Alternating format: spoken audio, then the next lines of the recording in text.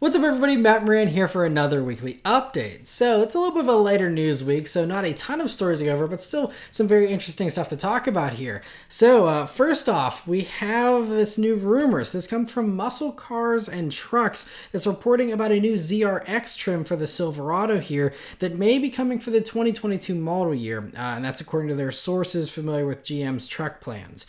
So GM did actually file for the ZRX trademark last month, so there's some credibility to at least the name, if nothing else.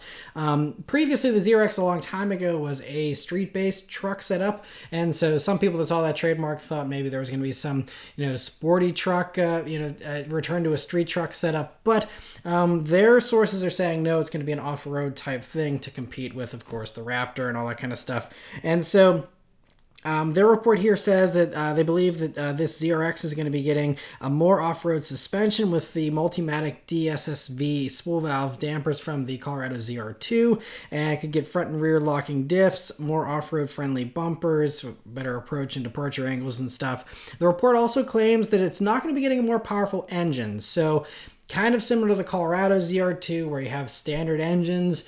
It's just about the off-road stuff. But that means they're still going to be offering the 6.2 liter V8, which, it might actually get people away from the Raptor, people who want a V8 and the Raptor is only V6.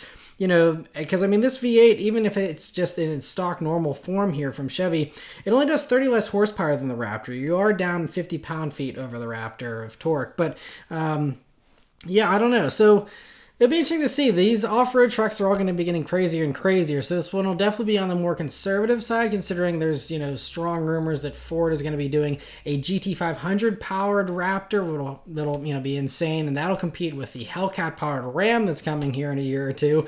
And so those are going to definitely be the top dogs. And so Chevy is going to be kind of here with the slower stuff, but still could be, a decent option. And one interesting spin on this that they might have that others won't is that it's also a possibility, according to the report, that they could offer their 3-liter 4-cylinder diesel engine in this ZRX as an option, kind of how you can get the diesel in the Colorado ZR2. And that would then give them a diesel option that the other competitors don't have. But it's only a 4-cylinder diesel. It would be different if it was, a 6-cylinder or something like that. But for those who love diesel and have been wanting a diesel off-road setup and they don't want a Colorado ZR2 but want something full-sized, I can see how this could fill that niche. So maybe that's where Chevy will play. We'll have to wait and see. And some other truck news, though. Nissan has teased the refreshed 2020 Titan Pro 4X that looks to be getting some new headlights and a new grille, and you can see the grille even has a red Nissan logo in it, so that could be a new thing here for sporty models, at least for the trucks. The full reveal is going to be happening next week at the Texas State Fair on September 26th, and so anyway, interesting to hear that. And for a couple official reveals we have here, first, Cadillac has officially revealed the standard CT4 for the first time. So, previously they showed off the somewhat disappointing V version that's actually not really a full-on V like we are used to. Then you can go watch my weekly update from a couple of months ago if you want to hear about that V version. But the regular one here looks pretty similar, especially in the sport trim here where it even has Brembo brakes. The luxury and the premium luxury trims have this less sporty appearance. And the standard engine for all CT4s is going to be the 2-liter turbo 4-cylinder. And in this application, it does 237 horsepower and 258 pound-feet of torque. It only comes with an 8-speed automatic for that engine. There's no manual transmission available at all anymore here in the CT4, which is again a successor to the ATS, which did have a manual. All of these are available, by the way, though, in either rear-wheel drive or all-wheel drive. So I do have to commend Cadillac for sticking with a rear-wheel drive-based platform. I think that will inherently make it handle better than all its front-wheel drive-based competition. So I think that will be cool. We'll just have to see, how they position it as far as pricing and stuff. So the premium luxury trim also gets the option for the same 2.7 liter turbo 4-cylinder from the V version, actually, but it's been detuned to only do 309 horsepower and 348 pound-feet of torque, which is 16 less horsepower and 32 less pound-feet.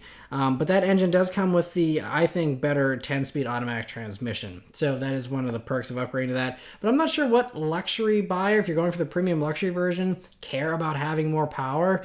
So I'm not sure how popular that option is going to be. But yeah, so anyway, the interior looks fairly nice as well, but definitely not as nice as even like a Mercedes A-Class, which will most likely be cheaper than this. So not going to be a best-in-class interior, but it does look like a pretty pleasant place to be, and I appreciate they stuck with a simple touchscreen there and stuff. No pricing has been announced yet, and I really think the pricing is either going to make or break the CT4, because if it's priced in usual GM fashion, which means it has a very high MSRP that's not very competitive, but then they offer all these manufacturer incentives so that people can say, wow, you have a $50,000 Cadillac, but you only paid 40 grand for it. What a deal. And it's like, actually, no, that should have been a 40 grand car all along.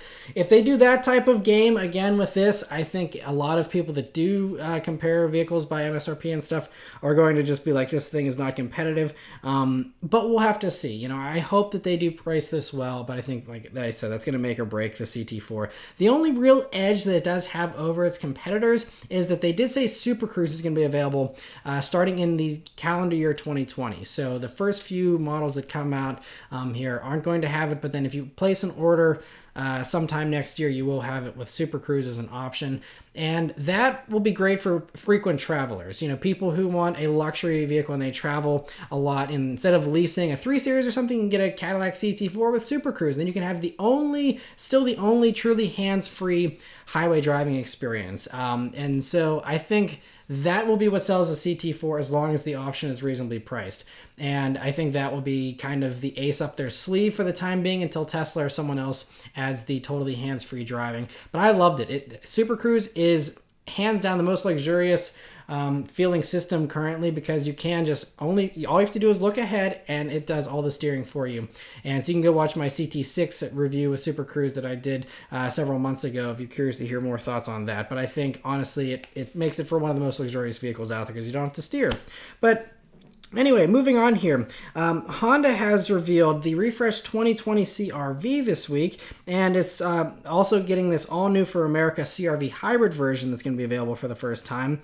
But first, we'll talk about the regular version here. So the new CR-V gets a new grille, front bumper, fog lights. The taillights have a little bit of a darker tint to them. Plus, it's also going to be available in some colors from the Civic lineup, which are great, like this beautiful Aegean blue metallic, Sonic gray pearl, and radiant red metallic. And those look pretty nice. On the interior, the center console has been redesigned, and the top touring trim gets a Qi wireless charging pad on it now. And it still is unfortunately using the older Civic infotainment system instead of the nicer one that you get in the Accord and some of the other higher end vehicles from Honda. So that's a little bit unfortunate, but it still works well enough. Still has Apple CarPlay and Android Auto as standard and all that kind of stuff. Mechanically, the 1.5 liter turbo 4-cylinder is the same, but now it is actually standard. So the base engine that you used to be able to get, the naturally aspirated 2.4 liter 4-cylinder, that engine is gone. So can't get that. So you have to get the turbo engine, which I know worries some people with reliability. But if that's your concern, the hybrid is going to be what you want. But getting back to this, all CR-Vs now are going to have Honda Sensing as standard as well. And it's actually nice. I mean, you even get blind spot monitoring as standard and adaptive cruise. So all that stuff is standard is a really solid value proposition, especially for that base model. The CR-V hybrid here, though, gets a blue Honda logo in the grille, a different bar style fog light there in the lower front bumper, and tweaked rear bumper on these ones with the touring trim at least, and they also have hidden tailpipes on all hybrids. Inside, it gets hybrid specific readouts in the digital gauges, a push button gear shift setup from the Passport and the Pilot. And now if you go for a normal CR-V, you still get the normal shifter, so this buttons and this whole setup are only for the hybrid.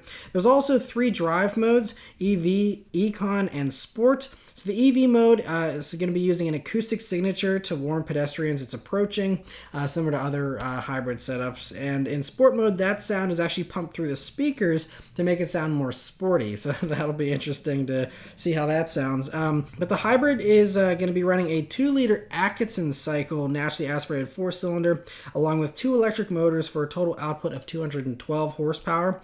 And that also makes all-wheel drive standard on the hybrid.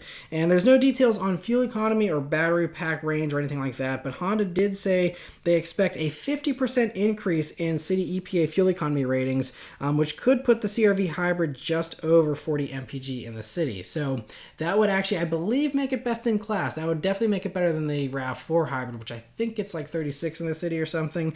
But anyway, regular CR-Vs are going to be arriving later this year, and the hybrid comes in early 2020. So no pricing yet for these. That'll be announced closer to the on sale date. But anyway, interesting to see that. And in some other electrified news, Automotive News actually broke this story about Mazda is going to be revealing an all-new electric vehicle at the Tokyo Motor Show next month, and Mazda actually confirmed this report to be true. And so hopefully they still do show that very slinky six-cylinder Mazda that, you know, was rumored a couple of weeks ago. Hopefully that still does show up at Tokyo. We'll have to see, but this definitely is. And so Mazda's CEO said last year that Mazda's first EV would come in 2020, so expect whatever rolls out in Tokyo to be a production model, although we probably won't get it in the States, at least not in the beginning. So the powertrain was already revealed in the ETPV prototype that was shown back in June, and so back then it was just put under the body of this European CX-30, which we also don't get here in the States, and it had a 35.5 kilowatt hour battery and a single electric motor for 141 horsepower and 195 pound-feet of torque. Range was only about 124 miles in the city, and that was, I think, on the European testing cycle. So we'll see if any of those numbers improve depending on what type of vehicle they put this platform in, but it'll most likely be a crossover because that's what sells. We'll have to see. Maybe they'll do something cool and kind of retro like how Honda has with their Honda E and you know, all the other stuff that's coming out along those same lines, you know, with the Mini and their electric vehicle and stuff. But anyway, so yeah, Automotive News claims that this vehicle would only be intended for Japan, China, and Europe, but areas where there's large, I guess, urban sprawl and where, you know, you need a higher amount of electric range, those areas would get a rotary engine range extender, which has been patented numerous times and talked about officially and unofficially for a couple of years now. That will most likely be what we would get if we did get one here, but it's kind of up in the air, you know, how this will all play out. So we'll have to wait and see. But anyway, another plug-in hybrid type thing going on here. Mitsubishi has teased a plug-in hybrid crossover that they'll be showing in Tokyo. And it's very interesting here with these round ports and some futuristic looking power plant that's under glass, like it's a mid-engine supercar type thing, but whatever's under there looks like a Mr. Fusion or something from a Back to the Future movie. It looks very futuristic, whatever it is. So obviously this is a concept and most likely a design study, which means it'll maybe influence their future design direction a little bit, like how that one crazy concept from a couple years ago gave us the Eclipse Cross, which isn't nearly as crazy. So wouldn't get too excited about whatever this ends up looking like, but yeah, anyway, interesting to see nonetheless. Autoblog has confirmed that Audi Sport models are also going to be getting a bunch of electrification, and we have a little bit more details. This isn't really a new revelation, but you know, we already know that the new RS models that were just revealed the past week or two here, the RS6 Avant and the RS7 and stuff, those already use a 48-volt mount hybrid setup, but it's going to continue to evolve to offer more plug-in hybrids, where the hybrid setup will be on the performance side, according to Oliver Hoffman, who's a co-director of Audi. And he also elaborated they're going to be doing full-on EVs eventually too, the first of which is going to be the e-tron GT, which was already shown in concept form last year and will be debuting next year as a 2021 model vehicle and be based on the Porsche Taycan platform. So basically just expect an Audi version of the Porsche Taycan, and that'll be the first to kind of lead the charge ahead. And if the performance is anything like the Taycan, it's going to be, you know, obviously very impressive. So anyway, interesting to hear that. And yeah, it's just the way everyone's going. I'm sorry. I know a lot of you guys aren't super excited about all the electrification stuff, but that's seriously like half the news anymore is just talking about this stuff because this is the future of vehicles in many ways. There's the final story here, getting away from the electrification stuff, is some Genesis news, and that is that they've hired another Lamborghini designer to join their design team. So first they hired Luke Donker Wolk, I think. I probably butchered that. Anyway, he designed the Murcielago and, you know, a few other very beautiful vehicles, and he's the chief design officer already. That happened a while back. But the new hire this week here is Filippo Perini, who will lead the Genesis Advanced Design Studio in Europe. And so Perini is the guy that designed many of the coolest cars from the past 20 years here, including the Alfa Romeo 8C Competizione, the Lamborghini Reventon, Aventador, Veneno, Huracan, Urus, and all the concepts Lamborghini has put out during that time as well. And so with this guy designing cars for Genesis, you can be guaranteed that whatever thing he designs is going to look good, even if it's a compact crossover. I mean, talk about an awesome resume. So, and this really makes me hope that they actually do a Genesis Halo model, some type of sports car or supercar like the Essentia concept, something like that, you know, with this guy tweaking the design, you know, based on his Lamborghini experience. That would be awesome. So we'll have to see, but you know, I think a lot of the Genesis designs are already kind of locked in, so maybe this is going to be a little further out, you know, until we start seeing some of his designs show up. But man, oh man, that's Genesis cars. I think it's a safe bet to say they're going to be some of the best looking cars in the 2020s, in my humble guess. So we'll have to wait and see. But anyway, interesting to hear that. But yes, that's it for all of the news this week, guys. So let me know your thoughts on everything in the comments below. Thank you guys very much for watching, and I'll see you on the next one. Take care.